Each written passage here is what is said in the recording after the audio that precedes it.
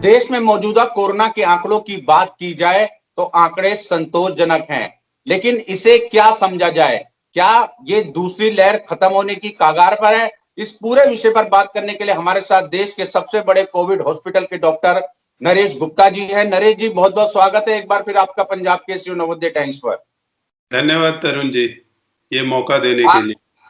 आखिरी समय में जब आपसे बात हुई थी तो दूसरी लहर अपने पीक पर थी। अब जो आंकड़े हैं संतोषजनक भी है। क्या दूसरी लहर खत्म माना जाए या तीसरी लहर भी आ सकती है? देखिए, ऐसा है कि आंकड़े अगर आप तरुण जी हम पिछले साल से देखें तो हमारी जो हिस्ट्री है वो ये बताती है कि कभी वो संतोषजनक नहीं माने जा सकते हैं। मार्च के बाद हमने अप्रैल मई जून में सोचा संतोषजनक है, फिर तीज त्योहार आए, उसके बाद फिर बढ़ गए, मौसम बदला फिर बढ़ गए, फिर जनवरी फरवरी में फिर राहत मिली। और पिछली बार जब बात हुई थी इतने सारे केस बढ़ रहे थे, उसका जो आउटकम है वो हमको भुगतना पड़ रहा है, उसको हमें देखना पड़ रहा है। जितने लोग हमारे अस्पताल में दाखिल हुए थे, बाकी अस्पतालों में दाखिल हुए थे, बेड्स नहीं मिल रहे थे और मृत्यु की दर बढ़ गई थी और हाहाकार मचा हुआ था, उसको देख के तो ये आंकड़े बहुत बेहतर है। बट ये भी आप ध्यान रखिए कि जब ये सेकेंड वेव दूसरी वेव आई थी उससे पहले अगर दिल्ली की लिए बात करी जाए तो उनके 2000, 6000, 8000 नंबर नहीं थे, आज भी 3-4 हजार नंबर हैं। तो ये आंकड़े संतोषजनक हैं, इतना कहते हुए कि जो ये लहर एक तरफ सुनामी की तरह उड़ के आई थी वो शांत हो रही है, लेकिन वो सुनामी की तरह जो प्रकोप ढहा के गई है उसका तकाजा अभी तक हम भुगत रहे हैं और आगे भी भुगतेंगे। नंबर ये सुनामी की तरह है, अगर इतना तेज आता है तो नीचे भी आता है, ये कुदरत की सिस्टम है। तो ये नंबर कम आ गया है, लेकिन ये हमें एक लेसन फिर बढ़ा के दे जा रहा है, ये एक हमें संदेश दे के जा रहा है कि तीसरी वेव आए या ना आए, चौथी वेव आए या ना आए, कोई फर्क नहीं पड़ता है मेरे लिए। लेकिन ये जो कुदरती नियम है, इन्फेक्शन का जो ये वॉर चलता है, युद्ध चलता है इंसान के और इन्फेक्शन के बीच में, जिसमें कि साइंस विज्ञान एक तरफ होता है, इंसान एक तरफ होता है, और झगड़ा हमारा कुदरत से नहीं है, झगड़ा हमारा है कि ये हमें तंग ना करे, हमारी मृत्यु ना करे। और इस चीज के लिए ये जरूर ध्यान में रखना पड़ेगा कि नंबर किसी भी हद तक नीचे आ जाएं, हमें अपनी प्रिकॉशंस में ढील नहीं छोड़नी है, नंबर 1।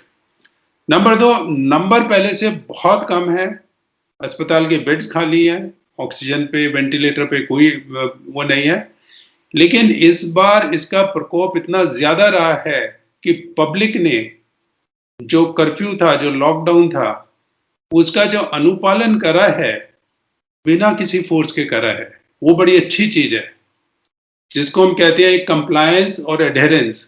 तो अभी तक जो 1 साल से होता था उसकी कंप्लायंस होती थी कि मेरे को फाइन नहीं देना पड़ेगा अगर मैं मास्क पहनूंगा, अगर मैं इधर जाऊंगा सोशल डिस्टेंसिंग नहीं करूंगा तो वो मुझे पकड़ लेंगे, ये कहते हैं कंप्लायंस।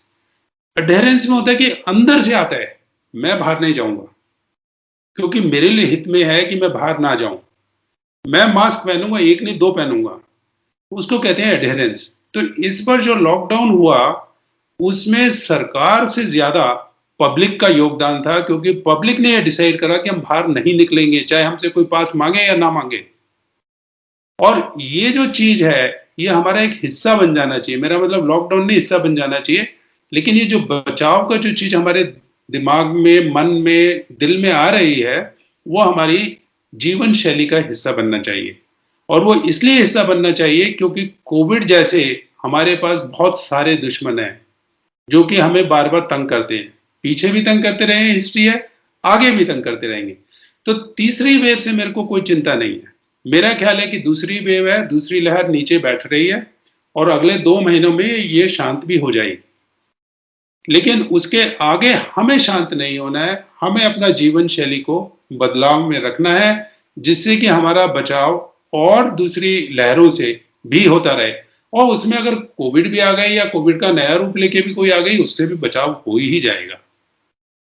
डॉक्टर नरेश जी, आज प्रधानमंत्री नरेंद्र मोदी ने एक बात कही कि 100 साल के इतिहास को अगर देखें तो सबसे बड़ी महामारी से हम लोग जूझ रहे हैं। जी, बिल्कुल ठीक कह रहे हैं। हमारे प्रधानमंत्री जी बिल्कुल ठीक कह रहे हैं और वो मन से बोलते हैं, अंदर से बोलते हैं और उनका बिल्कुल ये ठीक कहना है। और इस लहर में जो कि इस बार आई थी, जैसा मैंने कहा वो बिल्कुल सुनामी की तरह थी। आपको याद होगा सुनामी भी देश में एक ही बार हिट करी थी, जितनी रिसेंट हिस्ट्री है उसमें। और जब वो आई थी वो बिना वार्निंग दे के आती है। अगर हमारा स्ट्रक्चर ढांचा इससे भी बेहतर होता तो भी वो ओवरवेल्म हो जाता, तो भी उसके ऊपर से पार करके निकलती। और जिस तरह से आप देखिए तरुण जी, आप मीडिया में हैं, आप भी देखते हैं, आप भी सुनते हैं, जो स्टोरीज आ रही हैं हमारे मरीजों की नहीं, हमारे रिश्तेदारों के नहीं, हमारे मित्रगणों की नहीं, सब लोगों की जो आ रही हैं, उसमें बहुत भयानक रूप देखने को मिलता है। एक तो ये है कि नंबर बहुत ज्यादा था, तो जो लोग दाखिल हुए वो बहुत ज्यादा थे, जिनकी मृत्यु हुई वो बहुत ज्यादा थे। दूसरा ये था कि उसकी कोई रिलायबिलिटी नहीं थी। देखिए कोई मरीज कैंसर का होता है, उसको पता है कि मैं नीचे जा रहा हूं रोज। ऐसे दिल वाला है, उसकी तकलीफ चलती है, सालों चले, कितने साल चले नहीं कह सकते। बट इसमें था कि सवेरे ठीक है और नाश्ते के बाद ठीक होगा या नहीं होगा वो नहीं कह सकते थे। तो ये जो तादाद आई है, जिस रूप में ये आई है, ये बड़ा भयावह था। नंबर इसके बहुत ज्यादा थे और उसकी वजह से ही लोगों के मन में थोड़ा सा भय बैठा है। और लेकिन ये भय को निकाल देना है, क्योंकि जो विज्ञान है, जो साइंस है, उसका काम ये है कि बचाव करके चलना। लोगों को ये नहीं मानना चाहिए कि जो बचाव है उसमें इंसान का और विज्ञान का रोल नहीं है। उसी के रोल से आगे चलना चाहिए। उसी ने आपको वैक्सीन दी है, 3 तरह की वैक्सीन तो इस्तेमाल हो ही रही है। उसी ने एक दवाई का भी एक नया रूप दिखाया है, पॉसिबिलिटी दिखाई है, जो भारत सरकार ने अभी लॉन्च करी है कुछ दिन पहले ही। तो ये जो 2DG है, ये जो वैक्सीन है, ये सब यहाँ से आई है। ये जो बचाव के कारण ये दिए गए हैं, मास्क दिए गए हैं, इतनी महीन चीज होती है, इंसान का माइंड नहीं सोच सकता है इसको। तो विज्ञान को नजरअंदाज ना करें।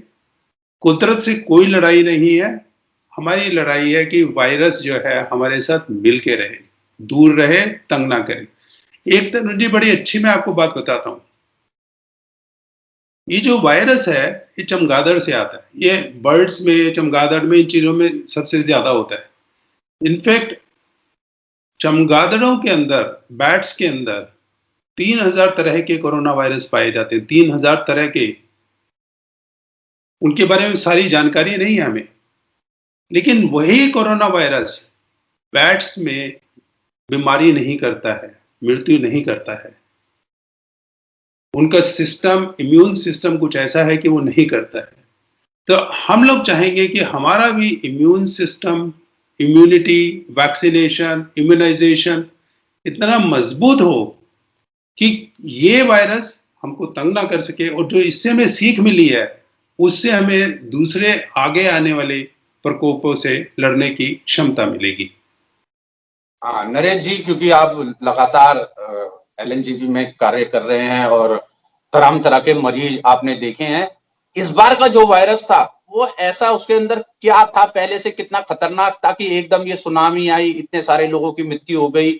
आपने भी इलाज किए होंगे, तो क्या पाया उसके अंदर, कुछ आप रिसर्च बताना चाहें आपने? देखिए ऐसे कि ये जो वायरस होता है, ये एक ऐसा तरह का तीर होता है, वो सीधा जा रहा है और कभी भी अपनी डायरेक्शन बदल सकता है। ये गाइडेड मिसाइल है, बट ये अनगाइडेड हो जाता है अपने आप ही, जिसको हम कहते हैं म्यूटेशन है या वेरिएंट आ गया है। तो इसमें ये जो नए नए वेरिएंट निकलते हैं, ये बहुत जल्दी निकलते हैं। हम लोग सोचते हैं कि 5-7 निकले हैं, बट इसमें हजारों निकल चुके हैं, हजारों नहीं शायद लाखों निकल चुके हैं। तो इस बार जो सुनामी की तरह वायरस आया था, उसमें पहले से भिन्न था। एक तो ये था कि ये जो वायरस आता था, ये सबको अपनी चपेट में लेता था। कहने का तात्पर्य है, एक फैमिली में अगर मान लीजिए 4 लोग हैं, 6 लोग हैं, 8 लोग हैं, तो ये देखने को आया कि अगर एक को लगता था तो सबको लगता था। पिछली बार ऐसा नहीं था, पिछली बार बचाव भी था। इस बार ज्यादातर में सबको लग गया या तकरीबन सबको लग गया। मान लीजिए कि 6 में 5 को लग गया, 6 में 6 को लग गया, 6 में 4 को लग गया। तो इसकी जो ट्रांसमिसिबिलिटी थी, जो एक से दूसरे को फैलता था, जरूरी नहीं है कि खांसी हो, सबको खांसी भी नहीं थी, लेकिन सांस लेने से, बोलने से जो हवा आपके फेफड़े से बाहर आ रही है उसके साथ वो जो वायरस आ रहा था वो इतना ट्रांसमिसिबल था कि वो बहुत ज्यादा था। उसकी वजह से जो नंबर थे वो बहुत ज्यादा मल्टीप्लाई हो गए। एक मरीज अगर एक को इन्फेक्ट करेगा तो उतने ही केस रहेंगे, लेकिन अगर वो 10 को करेगा तो वो आग की तरह फैलेंगे। दूसरा ये भी देखने को आया था कि इस बार जो है मरीज बड़ा जल्दी सिम्टम्स आ जाते थे। मतलब आज आपको किसी कांटेक्ट के उसमें संपर्क में आए और उसके 2 या 3 दिन में ही सिम्टम्स आ जाते थे। पहले भी आ सकते थे, लेकिन पहले 5 दिन तो लग ही जाते थे। 2 से 2 हफ्ते कहते थे, 2 दिन से, लेकिन इस बार जल्दी आ रहा था। तो वो जल्दी आ रहा था मतलब ये था कि वो जब शरीर में प्रवेश पा जाता था तो उसकी जब अपना नंबर बढ़ाता था, वो मल्टीप्लाई करता था, वो इतनी तेजी से मल्टीप्लाई करता था कि 2-3 दिन में ही सिम्टम्स आ जाते थे। और इतनी तेजी से मल्टीप्लाई करके वो फिर नाक के द्वारा इतना फेंकता था कि सबको आसपास लपेट लेता था। और तीसरा ये था कि जो लोग दाखिल हो रहे थे, दाखिल होने वालों की परसेंटेज उतनी थी लेकिन एब्सोल्यूट नंबर ज्यादा हो गया था। लेकिन जो तो लोग दाखिल हो रहे थे वो भिन्न तरह से जूझ रहे थे। साइंस ने, अस्पतालों ने दुनिया भर में, देश में, दिल्ली में, सब जगह इतनी प्रगति कर ली थी कि उनको समझ आ गया था कि कोविड को सबसे अच्छा तरीका क्या है मैनेज करने का। तो उसी हिसाब से मैनेज करा जा रहा था। बट आप नई चीज देखिए, इस बार एक फंगस है, मोल्ड, जाइगोमाइसिटीज की कैटेगरी में आता है, जिसको कि वो आपने देखा होगा, ब्लैक फंगस करके आ रहा है। जी, मेरा सवाल था आपसे, ये बाद में जी, पूछता, लेकिन आप बताइए बताइए। तो ये भी इसमें आ गया। ये पिछली बार नहीं आया था इतना। अब ये वायरस की वजह से तो शायद नहीं आया, हालांकि ये भी श्वास द्वारा, एयर द्वारा फैलता है और ये हो सकता है कि हमारे इलाज द्वारा भी बढ़ता है। डायबिटीज में और ज्यादा आता है, जो कुछ इलाज में भी ज्यादा आता है। तो कहने का तात्पर्य ये कि इस बार हमें भिन्न भिन्न चीजें देखने को मिली। जो बुखार चल रहा था इस बार, वो भी थोड़ा ज्यादा लंबा चल रहा था। पिछली बार 1-2 दिन वाले भी थे, इस बार भी 1-2 दिन वाले हैं, पर ज्यादातर ऐसे थे कि जो 5 दिन, 7 दिन, 10 दिन तक भी जा रहे थे, तो उनकी चिंता बढ़ जाती थी। तो इसकी जो फिजिकल मैनिफेस्टेशंस थी, फिजिकल जो कॉम्प्लिकेशंस थी, जो मानसिक दिक्कतें कर रही थी मरीज के ऊपर, मरीज के परिवारों के ऊपर, वो बिल्कुल अलग तरीके की थी और बहुत ज्यादा कठिन परिस्थिति वाली थी।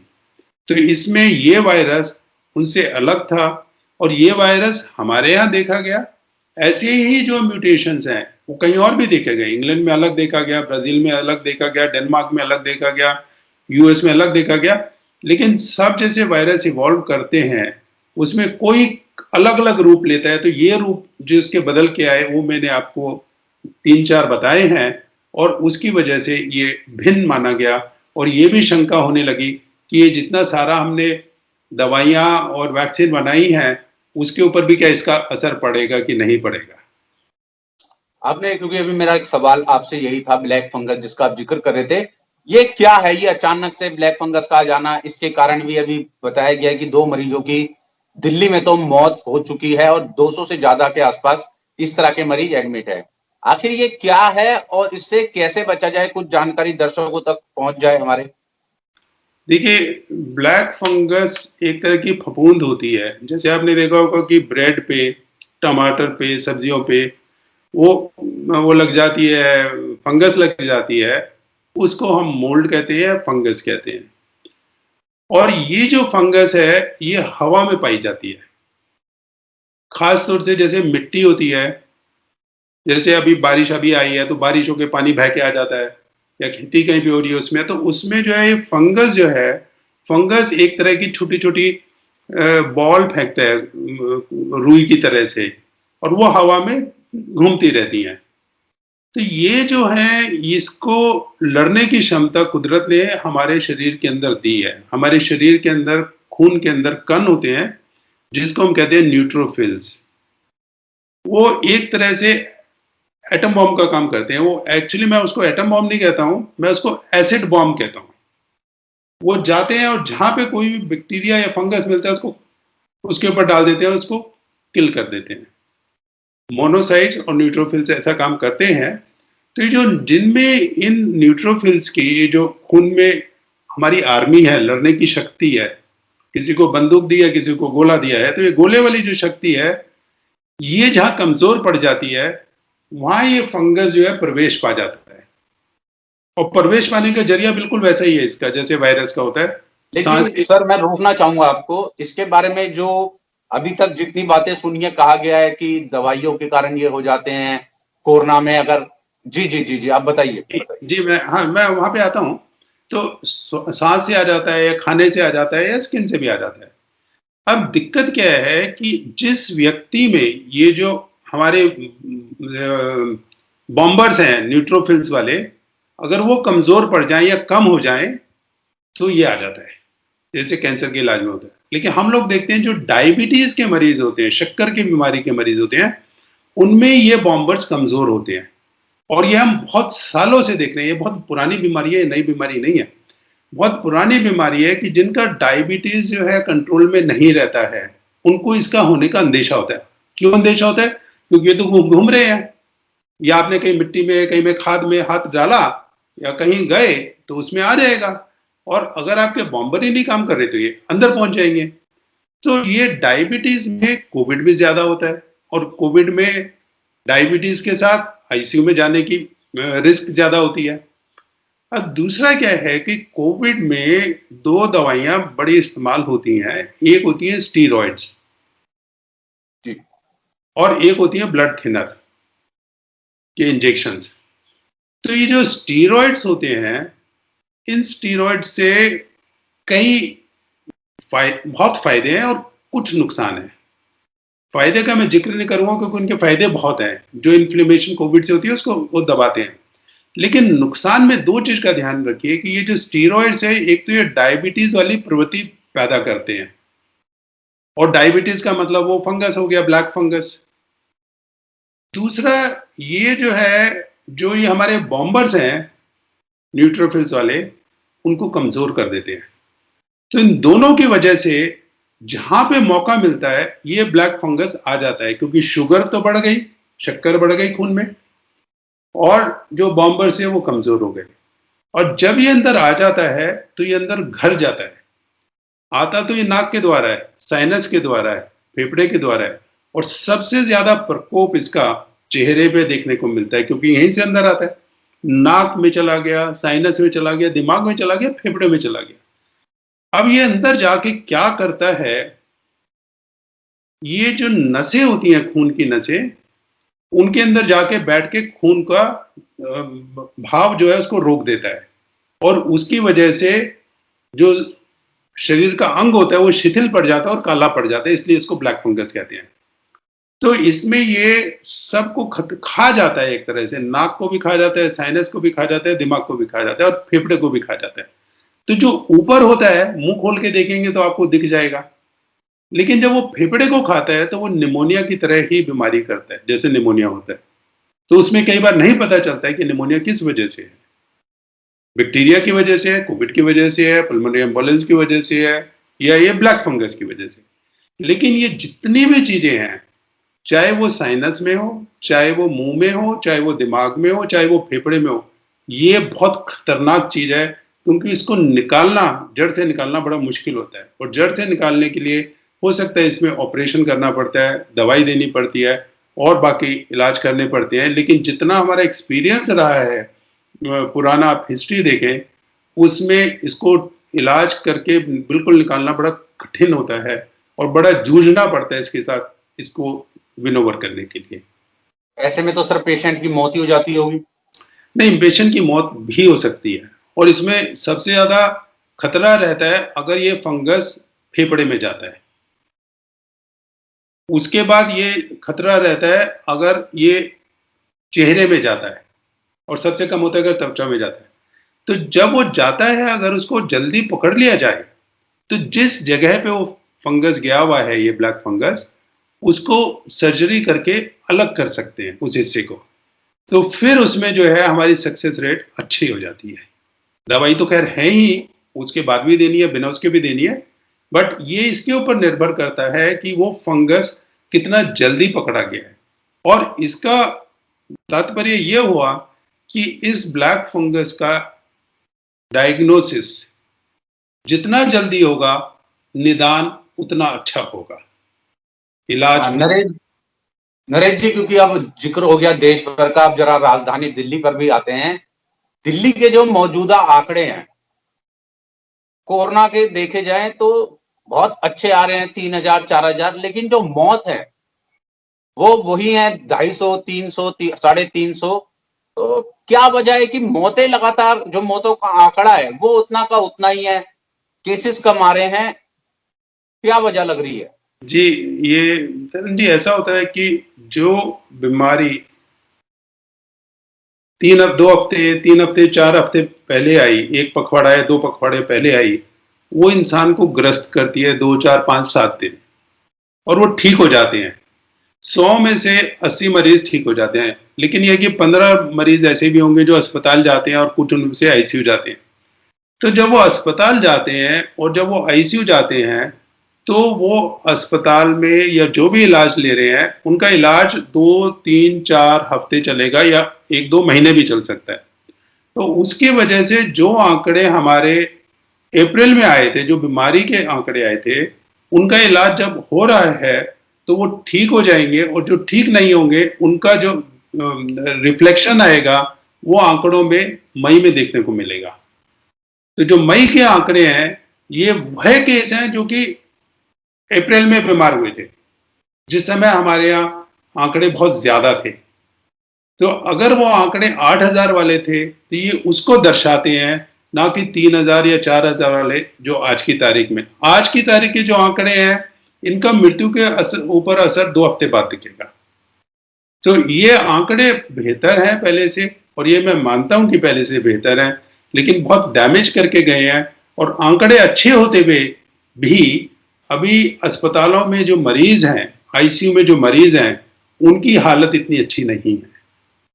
दिल्ली में जो मौत के आंकड़े बढ़े या इस तरह की कहें एक लापरवाही भी देखने को मिली, क्या प्रशासन की कोई कमी रही? क्योंकि ऑक्सीजन नहीं मिले, तमाम चीजों को लेके बार बार दिल्ली सरकार भी केंद्र से गुहार लगाती रही। क्या कमी रह गई कि अचानक एकदम दिल्ली में इतना बड़ा जो है इतने इतने सारे एकदम जो है केसेस आ गए, मौत बढ़ गई, ऑक्सीजन नहीं मिली, और कहीं ना कहीं जो ब्लैक मार्केटिंग हुई है इंजेक्शनों को लेके, क्या वजह रही इनके पीछे, किसका दोष था? देखिए, ऐसा है कि दोष तो मैं नहीं बता सकूंगा, लेकिन मैं इसका आपको थोड़ा एक खाका बना के देता हूं। जैसे ये सुनामी की तरह जब आता है, तो वो एक तरह से प्रलय जब लेके आता है, तो हमारा कोई भी इंफ्रास्ट्रक्चर हो, उसको जो है वो खा जाता है। जैसे लहर आती है सुनामी की, ऐसे अंदर पानी के अंदर अपने आप को ले लेती है, और जब तक वो रहती है तब तक आप कुछ भी कर लें, अंदर नहीं होगा।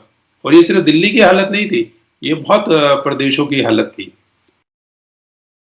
उसमें 2 चीजें जो उभर के आती हैं, एक जो ये हमारे उससे फियर का पैनिक रिएक्शन जो हो गया पब्लिक में, पैनिक रिएक्शन की वजह से और दिक्कत हो गई। क्योंकि जब नंबर इतने ज्यादा थे, चाहे दाखिल होने वालों की परसेंटेज उतनी थी जैसे पहले थी, परसेंटेज वाइज डेथ भी शायद उतनी थी, लेकिन जब नंबर ज्यादा थे तो हर कोई ये भाग रहा था कि मैं एक आईसीयू का बेड ले लूं पहले जाके। तो अस्पतालों के ऊपर आ गया। अगर वो नहीं भी भागता तो भी हमारे पास इतने बेड्स नहीं थे कि हम सबको दाखिल कर पाते।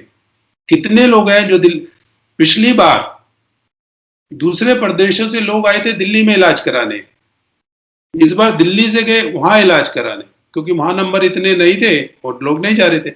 तो एक हमारी ये जो प्रवृत्ति थी, उसमें ये भी उभर के आया कि मैं भी सब रख लूं, कि सिलेंडर भी ले लूं, ऑक्सीजनेटर भी ले लूं, और रेमडेसिविर भी ले लूं। तो सबने वो लेने की भी कोशिश करी, और जो पहले ही कमी थी, जो कि मीट नहीं हो पा रही थी क्योंकि तादाद इतनी ज्यादा थी, उसमें कोई कुछ कर नहीं सकता था।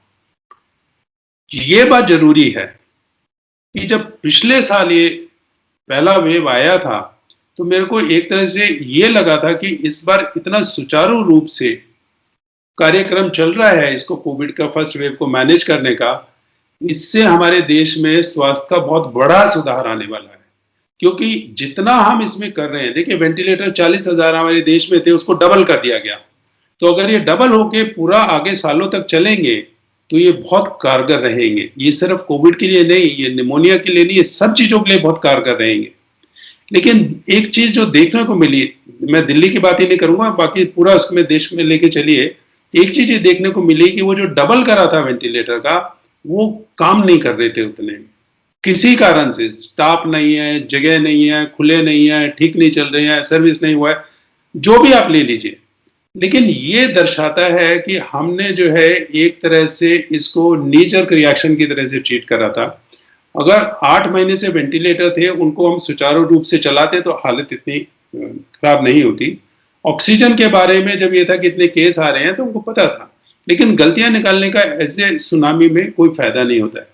बट एक बात का मैं जिक्र जरूर करना चाहूंगा तरुण जी, आखिरी बार जब आपने हमसे प्रोग्राम करा था, पूछा था, तब मैंने ये भी कहा था कि जब हमारे पास केसेस कम होते हैं, जैसे जनवरी में थे, फरवरी में थे, उस समय वैक्सीनेशन का बड़ा अच्छा फायदा आता है।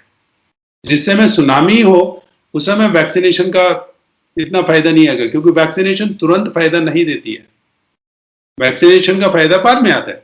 तो अगर उस समय वैक्सीनेशन प्रोग्राम चलता है तो आज उसका फायदा मिलता है। आज का जो वैक्सीनेशन होगा उसका सुनामी में नहीं फायदा होगा, अब आगे जाके मिलेगा। तो कमियां उसमें रही होंगी, कई सारी रही, किसी ने सोचा नहीं था, किसी ने देखा नहीं था। इसका मतलब ये है कि हमारा जो स्वास्थ्य का तंत्र है उसमें एक ऐसा इमरजेंसी मेडिकल सिस्टम होना चाहिए जिससे कि कोई भी इमरजेंसी कभी आए उसको कैसे हैंडल करना है, वो हम एक प्रोटोकॉल हो जिसमें कि सबको मालूम हो कि कौन कैसे कैसे क्या क्या करेगा अगर इस लेवल की इमरजेंसी आती है।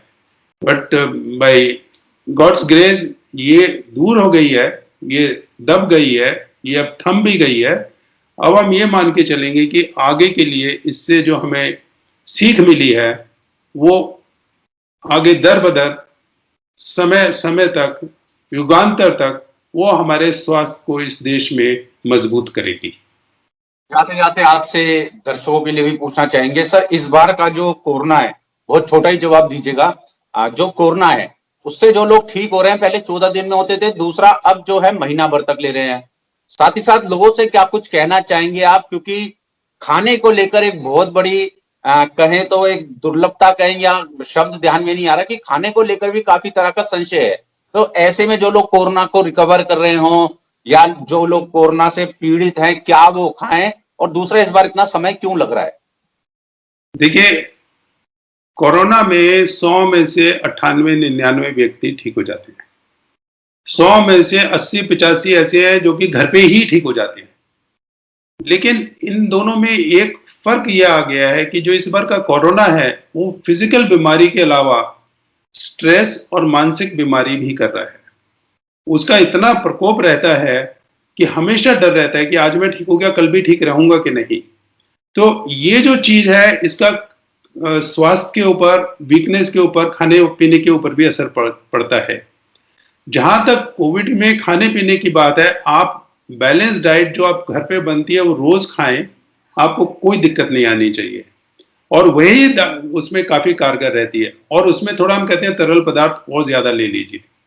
लेकिन आपका ये कहना कि पहले वाले कोरोना से इस वाले कोरोना में ज्यादा समय क्यों लग रहा है या ज्यादा दिक्कतें क्यों आ रही हैं, उसके दो कारण हैं। एक तो इस कोरोना ने अपना चोगा जो है बदल के आया है, ये ज्यादा ही इन्फेक्ट करता है।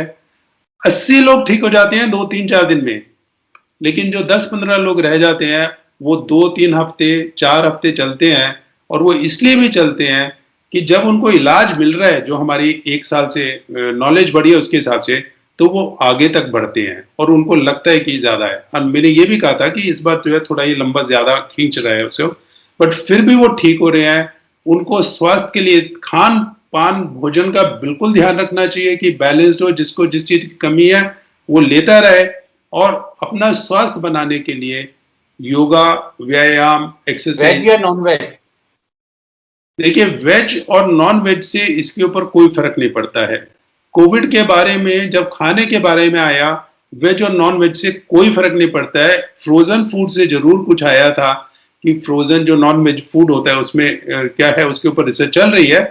वेज नॉन वेज से कोई फर्क नहीं पड़ता है। सिर्फ एक बात है, वेजिटेरियन लोगों को मैं एक खास तरह का एक विटामिन आता है, वो मैं उनको हिदायत देता हूँ, एडवाइस भी नहीं करता हूँ कि वो जो विटामिन है, छोटी सी गोली है, वो आप खा लिया करें।